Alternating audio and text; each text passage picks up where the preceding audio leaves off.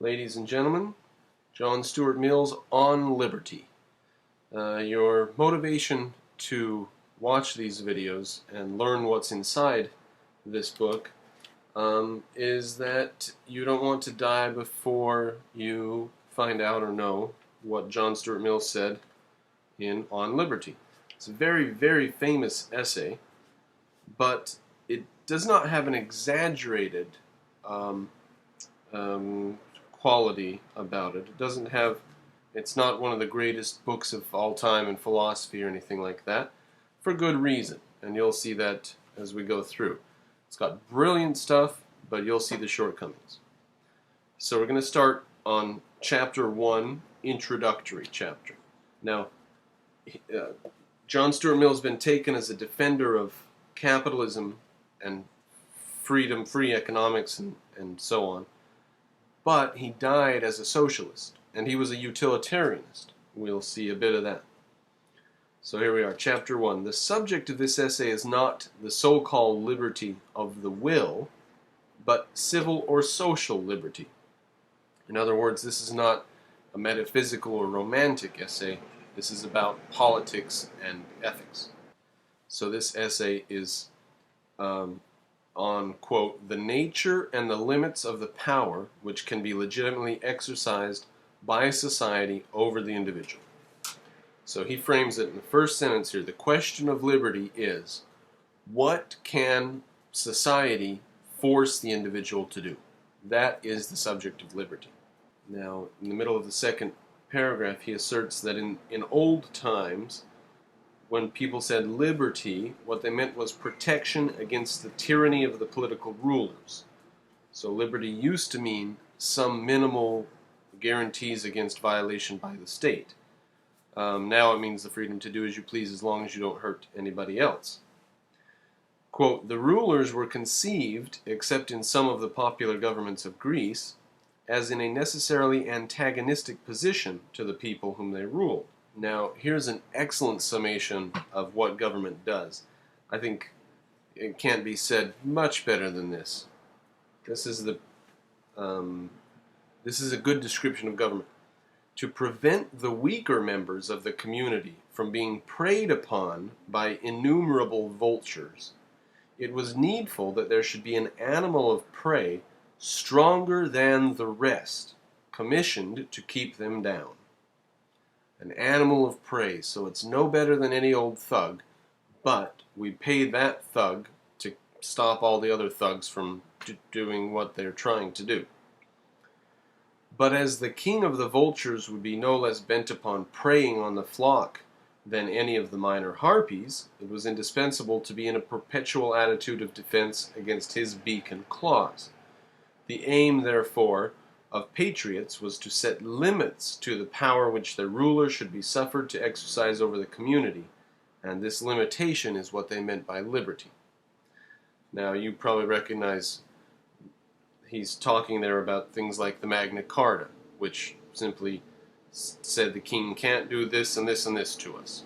It didn't assert that we have individual rights or freedoms, or that the king has no power. It just said the king has to ask an assembly before he can raise taxes and stuff like that. Now he says, giving the people power over the king or protecting them from the king, giving them this early form of liberty. He says, it was attempted in two ways. First, by obtaining a recognition of certain immunities called political liberties or rights, which it was to be regarded as a breach of duty in the ruler to infringe, and if he did infringe it, specific resistance or general rebellion was held to be justifiable.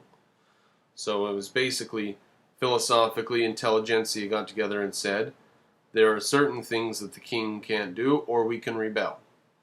That was one way. They obtain recognition by the king of these things, and then they say, we can rebel if these are violated. That's one way. And a second, generally later one, was the establishment of constitutional checks, by which the consent of the community or a body of some sort, supposed to represent the community, was made a necessary condition to some of the acts of governing power. So that's like the Magna Carta, for example. But there were earlier forms where it was simply the king agreed not to do this or that. And if he violates that, then he may or may not have a rebellion on his hands. So that's a very different meaning of liberty. That's what they used to mean by liberty. Now we mean much, much more than just the government can't raise their taxes without permission. So we skip a bit. A time, however, came in the progress of human affairs when men ceased to think it a necessity of nature that their governors should be an independent power, opposed in interest to themselves. So they used to think it's just, that's how nature is, that's how reality is. The government against the people. It's a battle. It's always is. That's just the way things are. There are men and there are women. There's love, there's death, there's taxes and government. And eventually, humans progressed far enough that we were able to question that. Quote, it appeared to them much better that the various magistrates of the state should be their tenants or delegates, revocable at their pleasure. In that way alone, it seemed, could they have complete security that the powers of government would never be abused to their disadvantage. That's the idea of a republic, where you have some delegates that go and take care of the governing, but they only get to stay there during times of your pleasure, you being the society. And if society pleases to not have them there any longer by vote, then they leave. Now this next bit is interesting. He talks about how dictators came about. So that we were trying to limit the king's power in the name of what we call liberty. Quote, as the struggle proceeded for making the ruling power come from the periodical choice of the people, of the ruled, some persons began to think that too much importance had been placed on limiting power itself. So some people said, look, we've been limiting the power, limiting the power, limiting the power.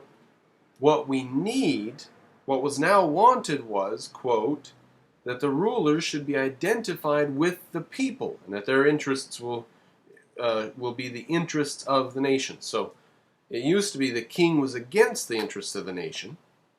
We try to harness and muzzle him to get him to not hurt us and violate us so much.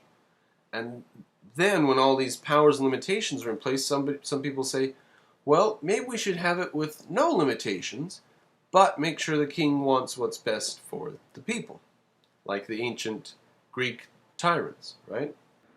So if the ruler represents the will of the nation, quote, the nation did not need to be protected against its own will, so you don't have to limit such a dictator's powers. Quote, there was no fear of its tyrannizing over itself.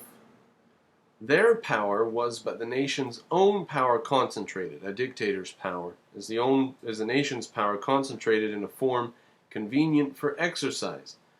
This mode of thought, or perhaps feeling, was common among the last generation of European liberalism, in the continental section of which it is still apparently predominates.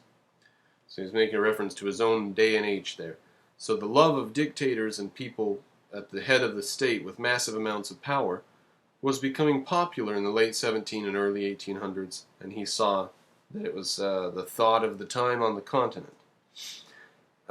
Those who admit any limit to what a government may do, except in the case of such governments as they think ought not to exist, those who admit any limit to what a government should do stand out as brilliant exceptions among the political thinkers on the continent. Most political thinkers on the continent at his time said, no, the government should have no limits. We've been limiting it far too long.